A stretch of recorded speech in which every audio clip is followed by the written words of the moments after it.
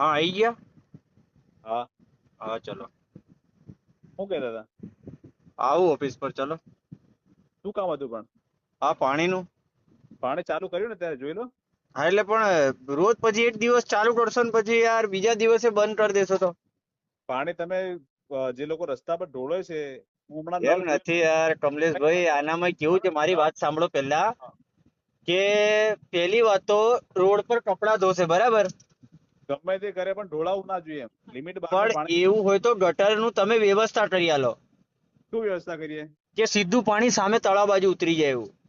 એવી વ્યવસ્થા તો હું તાત્કાલિક કઈ કરી આપું. તમારે એસબીએમ માં પેલી યોજના છે, ચોકપીટ બનાવડાવો, લાભ લો, એમને કહો. હા તો તમે બાઈટ આલ દો, વાંધો નહીં. મારે કોઈ બાઇટ આપવાની જરૂર નહીં. તમારે બાઇટ જોઈતી હોય ને સરપંચ ની લઈ લો. જે જવાબદારી જેની છે એની પાસે બાઇટ લો. હા સરપંચ છે નહીં, સરપંચે કીધું તલાટી આપશે એમ કીધું. મારી જોડે રેકોર્ડિંગ છે. સરપંચ છે, સરપંચ ની જવાબદારી છે, બાઇટ એમની પાસે લો. અને જે લોકો પાણી વધારે ડોળશે તમે કનેક્શન બી કપાઈ નાખીશું. એવું છે એમ. આ તો સીધી જ વસ્તુ છે ને. પાણી હા હા તો પણ પાણી રોડ પર છે તો પાણી રોડ પર નહીં જાય તો ક્યાં જશે એમ કહું છું. એમ તમે એ તો કહો. વ્યવસ્થા કરો, તમારી જવાબદારી છે એમ. જેથી વ્યક્તિ ઢોળે છે. જવાબદારી પંચાયત ની આવે છે, અમારી નથી આવતી. અમારા ઘરમાં થોડી છે પંચાયત. તમને લાવીએ છે શું લેવા વોટીને જીતીને? સરપંચ ને એમ લાવીએ છે શું કામ? હા આઈને વસ્તુ વાત મુદ્દાની હા આપ્યા છે. તમે યાર ઊંધી વાત કરો છો યાર કમલેશભાઈ. સરપંચ ને લાયા છો ને તો સરપંચ ની જવાબદારી બને છે. બાઇટ લેવા સરપંચ પાસે જાઓ. એવું છે એમ. સીધી વસ્તુ છે ને યાર. બરાબર, એટલે તમે બાઈટ નહીં આપો. ના જ આપું ને હું કામ આપું? બરાબર, વાંધો નહીં. ચલો એટલે ન્યૂઝમાં તમારું રેકોર્ડિંગ બી ચલાવશું ને એમ. હું હે પછી જોઈ થશે. કેતા શું નહીં કહો છો? પછી શું કહો છો?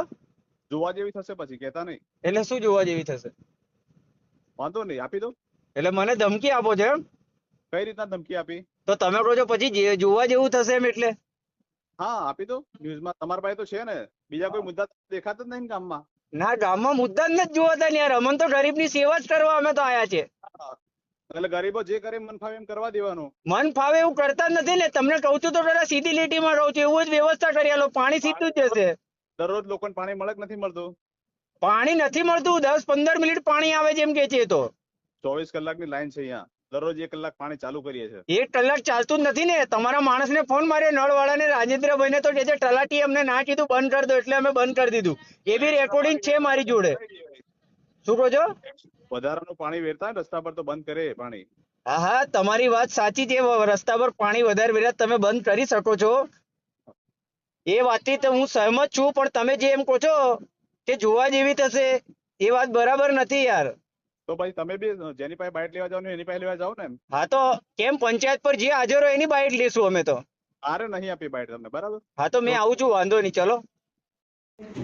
નમસ્કાર દર્શક મિત્રો, પાટવી ગુજરાતી ન્યૂઝમાં આપ સૌનું હાર્દિક સ્વાગત છે. પીપલોદ ગામના ઉકળતા પ્રશ્નોને લઈને ગામના પત્રકારે પાણીના પ્રશ્ન અને ગટર લાઇનના પ્રશ્નો માટે મુલાકાત લઈ પૂછપરછ કરવા માટેની વાતચીત કરતા પીપલોદ ગામના તલાટી આક્રોશભર્યા જવાબ અને અસંતોષકારક જવાબ આપતા વિશેષ પૂછપરછ કરતા પોતાની જવાબદારીમાંથી છૂટી સરપંચની જવાબદારી અને સરપંચને જવાબદાર ઠેરાવતા અને પોતાની જવાબદારીમાંથી છૂટતા અને મારી પાસે પૂછપરછ કરવી નહીં, મારી જવાબદારી આવતી નથી, એવું કંઈક પત્રકારને સમાચાર સોશિયલ મીડિયામાં ચલાવશો તો જોવા જેવી થશે તે પ્રમાણેની ધમકી આપતા પીપલોદ ગ્રામ પંચાયતના તલાટી કમલેશભાઈ વડલિયા પત્રકાર સાથે ગેરવર્તનનો જવાબમાં ઘેરાયા. આ જ પ્રમાણે અગાઉ પીપલોદ ગ્રામ પંચાયતમાં પત્રકારને પ્રજાના પ્રશ્ન ઉઠાવતા પ્રકાશમાં લાવવાના પ્રયત્નો પરિચય, જેમાં પત્રકારને ગ્રામ પંચાયતમાં બોલાવી સરપંચ અને તલાટીની હયાતી અને તેને મળતા આવો સાથે મારવાની બાબત પણ અગાઉ બનેલી છે. તો શું ચૂંટાયેલા પ્રતિનિધિ તો દાદાગીરી, ઘરે ઘરે પણ સરકાર શ્રીના નિમણૂક થયેલા કર્મચારી પણ દાદાગીરી કરતા